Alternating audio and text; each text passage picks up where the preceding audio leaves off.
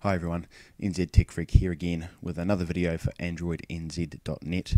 This one of course is yet again featuring something to do with Samsung's recently released Galaxy Note, and what we're going to do today is bring you a different video tutorial showing you how to root the Galaxy Note. And the reason why we're bringing you another video on the same topic is the initial method we showed you, which was flashing NetChip's kernel in Odin, increased the binary flash counter on the Galaxy Note, and there's no way to remove that.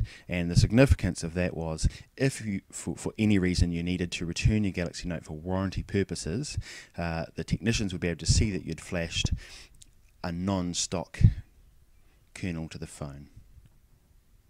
The problem, of course, with that is that the technicians could see that you'd flashed this non-stock kernel and then may decline to honour your warranty, so the potential loss of warranty was a bigger risk with that old rooting method.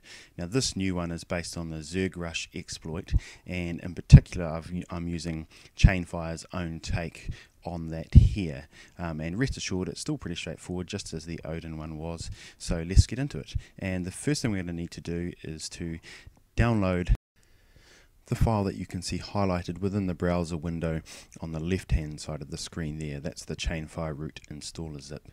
Now after that you're going to need one further file to download, and that's going to be the Chainfire root kernel that corresponds to the kernel on your phone. In order to get the right one, what you need to do is to go into the phone, into settings, scroll down to the bottom and select about phone, and what you'll be greeted with is a screen that looks nearly identical to the one I've taken a screenshot of, showing on the right hand side of the video there, and the little arrow is pointing to the bit you need to know. So on mine the kernel version is KJ1, and I need to download the corresponding version of the Chainfire root kernel. So very important you get the right one.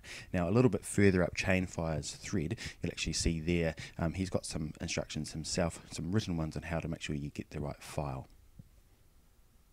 Once you've got those two files that you need, so that's the Chainfire root installer and also the correct kernel, we're then going to follow these instructions here on how to use the ZergRush exploit. So first of all we're going to extract the Chainfire root installer zip, and so we're doing that there, and I'm going to pop that onto the desktop also. And the next thing that we're going to need to do is to get our Chainfire root kernel and extract that, and you actually need to extract it twice. The first time we'll take it from a zip to a tar file, and the second time we'll convert the tar file into a Z image.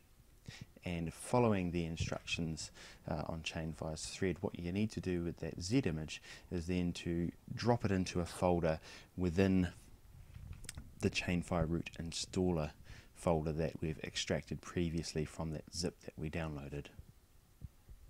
And for the next few moments on screen, what you're going to see is me following those instructions I've just said.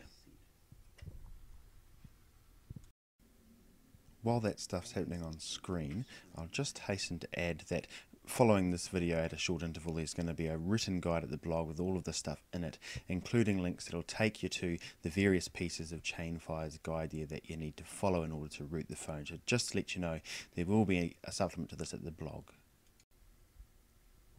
Once you've done all that, you're very nearly ready to start the actual root process. Just need to take a few moments at this stage to make sure that all of the USB drivers for your Galaxy Note are installed to the computer. Easiest way to do that is to connect your Galaxy Note to the computer, and I'd suggest it's worthwhile connecting it with USB debugging both enabled, and then disconnecting and reconnecting with USB debugging enabled, because what I've noticed is that it installs a different set of drivers depending on which one of those two connections you use. If you're still having no luck, you might need to install Samsung Kai's onto your computer, but we'd hope not. After that we need to start the notrootedyet.bat file, which is within the Chainfire root installer package, and you're going to be greeted then with a screen that looks like this. It's got a checklist of things that you need to do, includes stuff like what I've mentioned in terms of having all of the USB drivers installed to your computer. When you've done all of those things, what you need to do is plug the USB connection into your phone, and then plug the other end into your computer, and then press any key to continue the process. And what you'll see when you do that is a kind of cute and mildly entertaining story telling you about the Zergling's efforts to break the security on your phone and install root.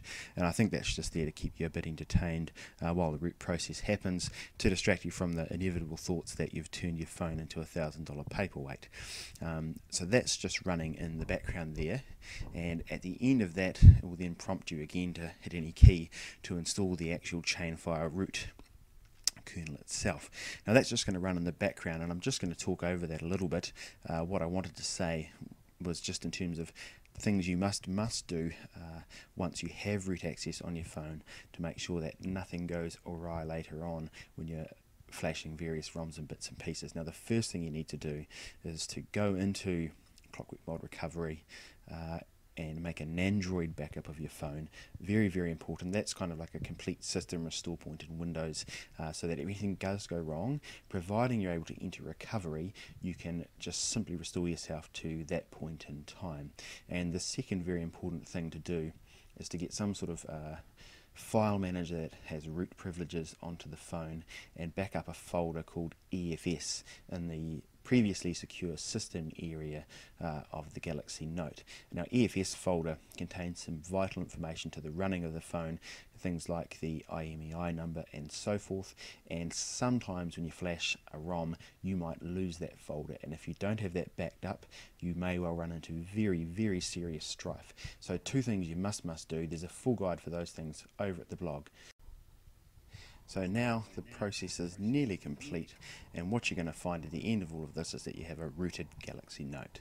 So this is NZ Tech Freak once again, signing off for AndroidNZ.net.